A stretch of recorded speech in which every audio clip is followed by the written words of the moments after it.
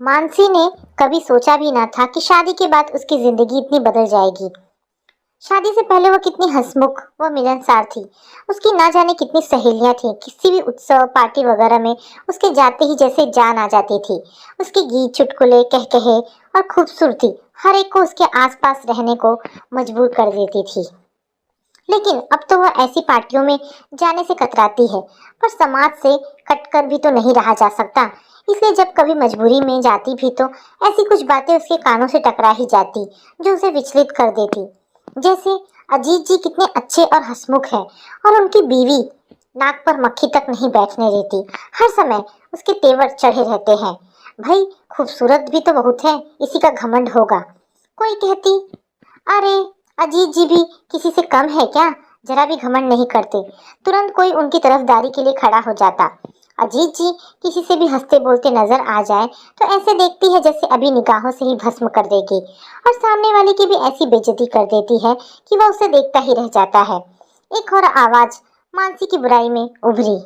सुना है अजीत जी ने कॉलेज के किसी मेले में उसे देखा था और फिर ऐसे फिदा हुए कि उसकी तलाश में जमीन आसमान एक कर दिए और फिर उसे अपनी दुल्हन बनाकर ही माने। फिर उसकी खूबसूरती के आगे ऐसे झुके कि आज तक सिर झुकाए हुए हैं। वे कहीं फिर से किसी खूबसूरती के आगे ना झुक जाए, यही सोचकर मानसी सैलाब आने से पहले ही उसे रोक देती है। ऐसी शोक बात पर हर कोई मुस्कुरा उठता और मानसी मन ही मन कटकर रह जाती।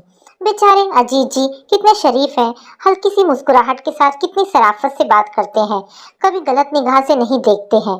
और उनकी बीवी, काश वे मुझे पहले मिल जाते तो इतने शानदार इंसान को मैं अपना बना लेती। अच्छा तो आप कोशिश कर लो, तुम भी कम खूबसूरत नहीं हो। अच्छा, उनकी बीवी को देखा है, जान से ही मार डालेगी मुझको। हाँ भाई, यह तो ठीक ही कहती हो तुम। फिर तो हम यही शुभकामनाएं दे सकते हैं कि तुम्हें भी ऐसा ही इंसान मिल जाए। हाँ भाई, हमारी भी यही कामना है, शरारत भरी आवाज आती। मानसी धीरे से गर्दन मोड़कर उनकी तरफ देखती, फिर मन ही मन उनसे कहती, उफ, ये कैसी शुभकामनाएं दे रही हो नादान लड़कियों। तुम्हारा भला तो इसी में है कि तुम्हें अजीत जैसा इंसान ना मिले। अजीत की तारीफ सुनकर मानसी का मुंह कड़वा हो जाता। दोस्त पड़ोसियों व रिश्तेदारों सभी की यही राय थी कि अजीत अपने नाम के अनुसार है, सबको अपने स्नेहशील हंसमुख सरल स्वभाव से आकर्षित करने वाले, और मानसी हद से ज्यादा घमंडी शक्की और बुरा व्यवहार करने वाली महिला है। इस तरह की बातें मानसी के लिए नई नहीं थी। उसे अक्सर इसी तरह की बातें किसी न किसी रूप में सुनने को मिल ही जाती थी। सबका यही सोचना था कि अजीत एक शरीफ जिंदा दिल इंसान है और अपने प्यार के हाथों मजबूर होकर पत्नी से रिश्ता निभा रहे हैं, वरना मानसी जैसी पत्नी को तो तलाक दे देना चाहिए था। हर एक की हमदर्दी अजीत के साथ थी। अजीत का बाहरी रूप सारी दुनिया के सामने बहुत प्रभावशाली था, पर पत्नी होने के नाते मानसी अच्छी तरह जानती थी कि वे किस तरह के इंसान हैं। अगर बुराई, धोखा, मन के छल और हवस का इंसानी रूप दिया जाता तो उसकी सूरत अजीत से अलग ना होती। हाँ, यही सोच थी मानसी की अपने पति के बारे में। वह अजीत से नफरत करती थी, फिर भी अपनी बेटी के कारण ही उसके साथ रहती थी, क्योंकि वह जानती थी कि माँ बाप का अलगाव बच्चों के लिए बहुत दुखदाई होता है। इससे उनका सही विकास नहीं हो पाता। वह अपनी बेटी को सशक्त और सफल इंसान के रूप में देखना चाहती थी। मानसी के मन में बातों में कड़वाहट का कारण अजीत ही थी। पहले मानसी उन्हें बहुत अच्छा इंसान मानती थी। उसे याद है जब अजीत की तरफ से उसके लिए रिश्ता आया था तो वह हैरान रह गई थी। उनके दोस्त की बीवी ने जब उसके प्रति अजीत की दीवानगी का बखान किया था, तब मानसी ने हैरानी से आईने से पूछा था कि क्या मैं सच में इतनी सुंदर हूँ। अजीत अकेले रहते हैं, अपना घर, शानदार नौकरी, कंपनी से मिली गाड़ी। उनके बारे में मानसी के पापा ने अच्छी तरह जानकारी लेने के बाद संतुष्ट होकर रिश्ते के लिए हाँ कर दी थी। और जब बारात मानसी के दरवाजे पर आई तो देखने वाले वाह कर उठे। कामदार शेरवानी में अजीत चांद की तरह चमक रहे थे। महिलाओं और लड़कियों में अजीत की स्मार्टनेस के ही चर्चे थे। खूबसूरती में तो मानसी भी कम नहीं थी। इस लुभावनी जोड़ी पर से लोगों की आंखें नहीं हट रही थी। शादी के बाद मानसी ने जाना कि वाकई अजीत कमाल के इंसान हैं। वे देखने में तो खूबसूरत थे ही, उनकी बातें भी बहुत खूबसूरत होती थी। यूं भी अजीत से पहले मानसी के मन में किसी और का ख्याल नहीं आया था, इसलिए जल्दी ही अजीत के प्यार में रच बस कर वह खुद को दुनिया की सबसे सुखी पत्नी समझने लगी थी। घर में ज्यादा काम तो था नहीं, सफाई, बर्तन, कपड़ों का काम नौकरानी ही कर कर जाती थी। अजीत ने तो कहा था कि खाना बनाने वाली भी रख लो, तुम्हें कोई काम करने की जरूरत नहीं, पर मानसी ने रसोई का काम खुद ही संभाल लिया था। अजीत का ध्यान रखना उसे अच्छा लगता था, इससे उसका समय भी आसानी से गुजर जाता, वरना घर में और था ही कौन। अजीत के माता पिता में जल्दी ही अलगाव हो गया था। उसकी माँ उसे बचपन में ही पिता के हवाले कर कर किसी पूर्व प्रेमी के साथ चली गई थी। फिर अजीत की देखभाल नौकरों के हवाले कर दी गई। पत्नी की बेवफाई के दुख ने उसके पिता को नशे का आदी बना दिया, जिसके चलते वे बहुत बहुत ही कम समय में दुनिया से चल बसे थे। पर मानसी जानती थी कि अजीत की परवरिश सही तरीके से न होने का प्रभाव उसकी जिंदगी में उथल पुथल मचा देगा। एक बार अजीत के रिश्ते की बहन मिलने आई तो मानसी को बहुत अच्छा लगा था। उसने जोर डालकर उन्हें रात के खाने तक रोक लिया था।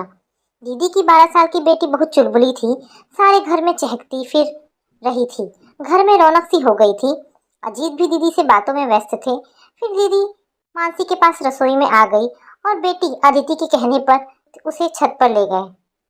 उनकी हंसी की आवाजें रसोई तक आ रही थी। कुछ देर बाद मानसी ने उन्हें बुलाने सीढ़ियों पर चढ़ी तो देखा अजीत अदिति की कमर में हाथ डाले उससे सटकर खड़े थे। अदिति इधर उधर हाथ से इशारा करके अपनी बात कहने में लगी थी, पर अजीत की आंखें भूखे भेड़िए की तरह उसे देख रही थी। मानसी का दिल धड़क सा उठा। उसने एकदम से अदिति को आवाज दी तो अजीत ने अचकचाकर उसे एकदम छोड़ दिया। उस 12 साल की कमसीन लड़की को समझ ही नहीं आया कि उसके अंकल को अचानक क्या हुआ। तुम्हें दीदी बुला रही है, कहकर मानसी ने एक नजर अजीत पर डाली। वे कुछ घबराए से थे, जैसे चोरी करते पकड़े गए हो। पर खाने के समय मानसी ने ध्यान दिया कि अजीत सामान्य ढंग से ही बात कर रहे थे, जबकि अदिति अंकल अंकल कहती उनके आगे पीछे घूम रही थी। अजीत के चेहरे पर कोई भाव नहीं था। मानसी को अपनी सोच पर शर्मिंदगी सी होने लगी थी। धीरे धीरे अजीत की बातों का जादू मानसी के पूरे परिवार पर चल गया। शब्दों की मिठास और अपनेपन से हर कोई उनसे प्रभावित हो उठता।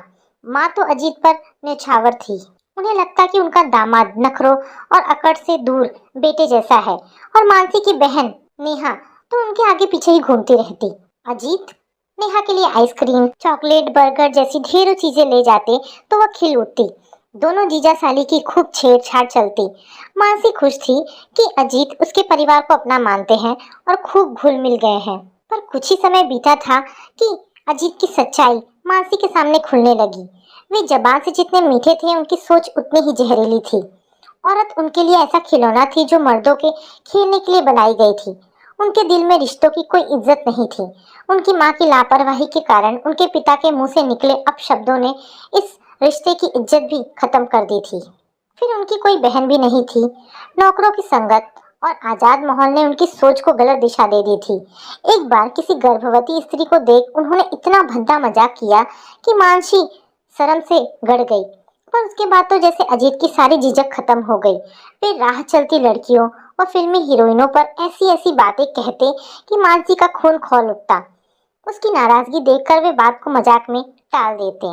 अजीत को देखकर कोई भी यह अंदाजा नहीं लगा सकता था कि ऊपर से इतना शानदार व्यक्तित्व रखने वाला इंसान अंदर से इतनी घटिया सोच रखने वाला है। लेकिन मानसी जानती थी कि औरतों से बाहरी तौर पर बहुत सलीके से बात करने वाला यह इंसान जब मानसी से बात करने वाली महिलाओं को छिप छिप कर घूरता है तो उसकी निगाहों में क्या होता है। वह नहीं चाहती थी कि ऐसी अप्रिय स्थिति कभी भूले से भी किसी के सामने आए। इसीलिए वह मोहल्ले पड़ोस की औरतों से ज्यादा मतलब नहीं रखना चाहती थी। न खुद किसी के घर जाती थी, न किसी का आना पसंद करती थी, और लोग उसे शक्की, घमंडी व बदमिजाज कहने लगे थे। मानसी मन से तो उदास रहती थी, पर कुछ ही दिनों से उसका तन भी शिथिल सा होने लगा था। आखिर एक दिन चक्कर खाकर गिर ही गई तो अजीत उसे डॉक्टर के पास ले गए।